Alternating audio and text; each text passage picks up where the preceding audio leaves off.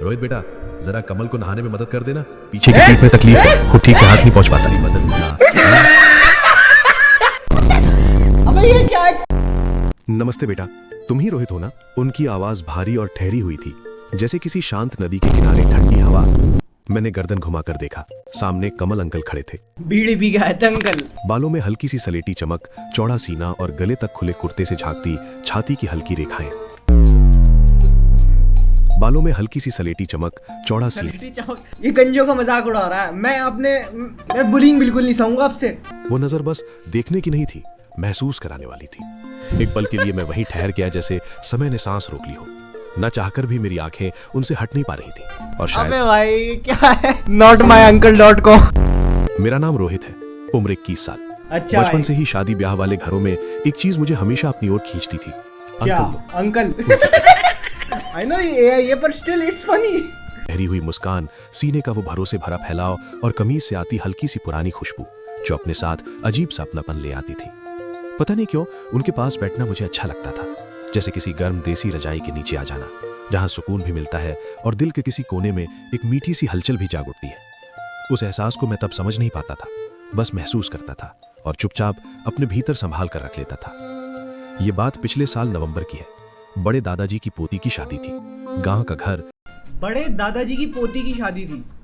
अबे तो तेरी बहन ही तो लगी वो। ये तो वही बात हो गई, मेरे पापा की बंदी मुझे बहुत परेशान करती है। नहीं, इसके तो दो मीनिंग ही हुए, या फिर ऐसा कर लेता है मेरे बाप की बेटी ने मेरा जीना हराम कर रखा है। यार मीनिंग तो दो भी इसके निकल सकते हैं। बाप की कोई और बेटी भाई मीनिंग नहीं निकल। टिन की छतें, सुबह का हल्का कोहरा और शाम को गुलाबी ठंड। शादी का What the fuck is गुलाबी ठंड? गुलाबी ठंड क्या होता है? गुलाबी जैसी चीज तो कुछ है ही नहीं दुनिया में। अब ठंड। दादाजी ने कहा था, रोहित बेटा, कमल लाने वाले हैं स्टेशन से, जाकर जरा उन्हें ले आओ। मैं बाइक लेकर निकला और जब स्टेशन कमल अंकल पे 20 रुपए नहीं है टिर्री के। पहुंचा तो पहली बार उन्हें देखा। सफेद कुर्ता, चौड़ी छाती और वो मुस्कान जो किसी फिल्मी हीरो से कम नहीं। ये नशीली आंखें, ये हॉट छाती के बाल झांकते हुए उनकी छाती में से। Oh fuck! अबे यार ये मुझे इतनी प्यारी क्यों है? मैं कमल हूँ, फूफा जी कहलाता हूँ शायद तुम्हारा। उन्होंने हल्की सी मुस्कान दी। बहन के हुए फूफा जी भी लाइन मार रहा है, कितना बड़ा मादर चो। जी चलिए। बाइक स्टार्ट की और जैसे ही वो पीछे बैठे, उनका हाथ मेरी कमर पर लगा। छोटी सी बात थी, लेकिन बदन में एक झंझन सी दौड़ गई। What the fuck? अंकल कम क्या? खाली लौंडे में खोट नहीं है, मुद्दे अंकल में भी उतनी खोट है। चलाते हुए मेरे कान के पास उनकी सांसों की गर्माहट महसूस हो रही थी। क्या ये सिर्फ मुझे लग रहा है या अंकल जानबूझकर इतना करीब बैठे हैं? That's basically the definition of anal। Uncle को हर कोई नमस्ते कर रहा था, मगर मेरी नजरें बार बार उन्हीं पर टिक जाती थी। कुर्ते की हल्की सलवटों में छुपी उनकी मजबूत कदकाठी, माथे पर चमकता हल्का पसीना और वो खुशबू जो जाने कैसे पूरे कमरे में फैल गई थी। कोबरा का परफ्यूम लगाते होंगे अंकल। सांसों के साथ वो एहसास भीतर उतरता चला गया। शाम को मैं छत पर अकेला बैठा था, मगर मन बिल्कुल अकेला नहीं था। आंखों के सामने बस वही चेहरा घूम रहा था, वो ठहरी हुई गहरी नजरें, बोलते वक्त होठों की नरम सी हरकत और वो मर्दाना मुस्कान जो सीधे दिल को छू जाती है। मतलब इतनी सब सोच रहा है ब्रो, गून कर लेती दिन में। नहीं अब इतना ख्याल आ ही रहा अंकल का, तो उनके नाम की एक चटका दे। रोहित बेटा, जरा कमल को नहाने में मदद कर देना। पीछे की पीठ में तकलीफ है, खुद ठीक से हाथ नहीं पहुंच पाता। दिल एक पल को तेज धड़क उठा। कौन कह रहा है? मुझे यकीन नहीं, किसने पीछे की है? पीठ में ये कौन है बहन का? क्या मतलब घर वालों ने शिप करना स्टार्ट कर दिया अब? दिल एक पल को तेज धड़क उठा।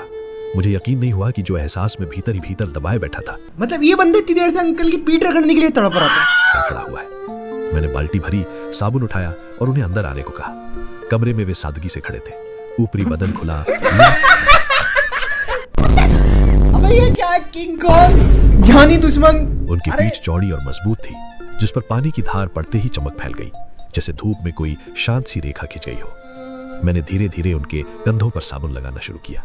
ओए एक सेकंड, तू कंधों पे क्यों लगा रहा है? भोसड़ी वो भी लगवा रहा है। मतलब तुम समझ रहे हो, खोट खाली लौंडे में नहीं है, खोट अंकल में भी है, लौंडे के घर वालों में भी है। I think this is basically a gay word. पहला स्पर्श हल्का था, दूसरा थोड़ा ठहरा हुआ, हर बार जैसे कोई अनकहा एहसास मेरे हाथों से होकर दिल तक उतर रहा हो। आराम से बेटा, हाँ बस यही थोड़ा दबा देना। उनकी भारी आवाज पास से आई। वो आवाज कानों में नहीं, सीधे भीतर तक उतर गई। गांड धो दे उसकी। भोसड़ी मल तो ऐसे रहा है, चूतर धो दे। धो भी देगा, चिच्ची दिलवा दे। कंधा मेरे कंधे से हल्के से छू गया। ठंड लग रही है? उन्होंने धीमे से पूछा। मैंने बस सिर हिलाया। वे मुस्कुरा दिए। उस एक मुस्कान में कुछ ऐसा था जो शब्दों में नहीं कहा जा सकता। उस रात नींद मुझसे दूर रही। कंबल के भीतर लेटा मैं बार बार उन्हीं के बारे में सोच रहा था। This is the right time to goon, my bro. I'm in support of you. Just goon, motherfucker. Bro, just use your पिचकारी at this point. सुबह का वक्त था। घर में हल्दी की हलचल थी। कोई हंस रहा था, कोई भाग रहा था। मैं आंगन में झाड़ू लगा रहा था कि पीछे से भारी सी आवाज, रोहित जरा इधर आना। कमल अंकल दीवार के पास खड़े थे।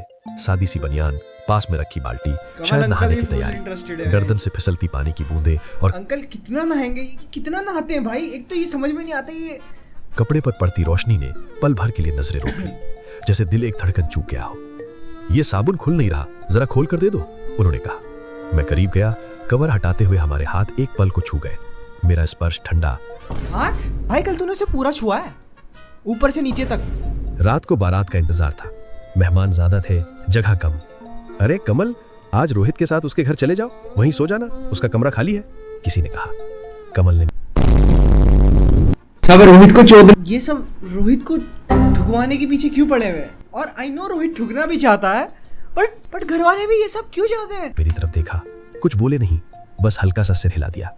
रास्ते भर हम दोनों खामोश रहे। बाहर शांति। शर्मा गए अंकल जी। कमरे में पहुंचे तो मैंने दरवाजा बंद किया। अंदर बस एक बिस्तर, एक पंखा और वो पुराना गुलाबी कंबल था। मैंने कहा, आप लेट जाइए अंकल, मैं नीचे चादर डाल लेता हूँ। वे हल्के से हंसे। इतनी ठंड में नीचे? एक ही बिस्तर है, साथ ही लेट जाओ। दिल की धड़कन तेज हो गई। मैंने हाँ कहा और एक तो बात बात पे भाई की इनकी दिल की धड़कन क्यों तेज होती है, मुझे समझ में नहीं आ रहा। बीपी का मर्ज है आपको? कमरे में सिर्फ पंखे की आवाज थी और कंबल की हल्की गर्मी। तभी उनका हाथ मेरी कोहनी को छुआ। एक पल ठहरा, फिर ना ना ना ना ना ना भाई, this is not my uncle .com YouTube। सांसें अपने आप धीमी हो गईं और उस पल को बस महसूस करता रहा, वहीं रह गया। I ain't watching रात this। गुजर गई, मैं बस यही पर सुनूंगा। बिस्तर के कुछ बदल जाएगा। इस कहानी का अगला शेड हिस्सा यार। पार्ट 2 में। अबे तो चूतिया है भाई। भाई ये बंदा इसके पास इतना प्यारा मौका था भाई। मैं समझ गया था ये कहानी रात पर खत्म नहीं हुई थी, बल्कि यहीं से शुरू हो रही थी। सुबह आंख खुली तो हल्की रोशनी कमरे में फैल चुकी थी। अंकल अब भी सो रहे थे। उनकी मजबूत सी बाह अनजाने में मेरे कंधे के पास टिक गई थी। सांसों की धीमी लय कमरे की खामोशी में खुल रही थी, जैसे कोई पुरानी सुकून देने वाली धुन। मैं चुपचाप उनकी तरफ मुड़ा और पहली बार इतने करीब से उन्हें देखा। हल्की दाढ़ी। एक सेकंड, खर्राटों के बारे में तो उसने बोला ही नहीं। बनियान थोड़ी सी अस्त व्यस्त थी और सुबह की गर्मी का एहसास उनके आसपास फैल रहा था। वे मुझे देख रहे थे, बिना कुछ कहे। उस नजर में सवाल भी था, झिझक भी, और कुछ ऐसा जो शब्दों से कहीं ज्यादा साफ था। दोपहर को हल्दी के बाद अंकल को फिर से नहाने जाना था। अबे अंकल नहाने से अंकल कितना नहाओगे आप? इतना नहीं नहाते, सर्दियों का टाइम है, इतना नहीं नहाते भाई। जा तू पीठ मल क्या उनकी यार। रोहित, मदद करोगे? पीठ में थोड़ी तकलीफ है, उन्होंने कहा। कमरे में हल्की रोशनी थी। जैसे ही उन्होंने कुर्ता उठाया, मेरी नजरें असहज लेकिन खिंची चली गईं। केवल लुंगी में खड़े अंकल की उपस्थिति ने कमरे में गर्माहट फैला दी। मैंने सामने उठाया और अंकल की लुंगी है या फिर हीटर? हर बार हाथ जब लुंगी के पास गया, अंदर हल्की सी सिहरन दौड़ गई। अंकल ने चुपचाप एक गहरी सांस ली और पीठ थोड़ी झुका दी, जैसे मुझे संकेत दे रहे हो। मैंने साबुन धीरे धीरे फैलाया, हल्की छुअन और गर्माहट महसूस करते हुए। क्या कर रहे अंकल, क्या कर रहे हो भाई? जी भाई, मुझे घिन आ रही है अब। और ये छुपी सी चाहत थी। शाम को हल्दी लगी थी, सब पीले रंग में रंगे हुए थे। मैं थोड़ा दूर बैठा था और वे सामने। अंकल की आंखें बार बार मेरी तरफ झांक रही थी।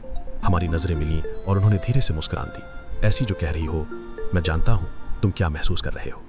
शाम को फिर कुछ सामान लेना था। हम दोनों बाइक पर निकले। इस बार अंकल ने हल्का सा हाथ मेरी कमर पर रखा। ये अंकल इतने वेले हैं कि जहाँ ये जा रहा उधर चले जा रहे हैं। I know he is gay, but politics की बात नहीं करनी आपको, मोदी की बात नहीं करनी आपको, राहुल की बात नहीं करनी आपको। भाई अंकल लोगों का डिपार्टमेंट यही तो होता है शादी में। गेड़ी माननी है बस लौंडे के साथ। रात को सब थक कर सो गए थे। मैं कमरे में अकेला बैठा था। तभी दरवाजे पर हल्का खटका हुआ। वे थे कमल अंकल। बेटा, कमरे में बहुत शोर था, यहाँ थोड़ी शांति मिलेगी, उन्होंने कहा। वे पास आकर बैठ गए। अंधेरे में उनकी मौजूदगी और सांसों की हल्की गर्माहट। This is the right time, bro. Just go and play some gilli danda, dude. हम दोनों चुप थे, पर भीतर एक तूफान उठ चुका था। एक एहसास जिसे बस महसूस किया जा सकता था, कह नहीं सकते थे। कमरे में अंधेरा था, बस हल्की नीली रोशनी दरवाजे की दरार से अंदर आ रही। दरवाजे की दरार नहीं भाई, वो सीलन आई हुई है। मगर आज तड़प उस तकिए से भी बड़ी थी। खिड़की से हल्की फुहार कमरे में आ रही थी। ठंड लग रही है क्या? उनकी आवाज में न तो संकोच था, न औपचारिकता, सिर्फ सुकून और भरोसा। बस थोड़ा ही, आ जाओ कंबल में, उन्होंने कहा। मैं पास आया। एक ही कंबल, एक ही गर्माहट। Obviously experienced uncle ji, he is gonna make the first move.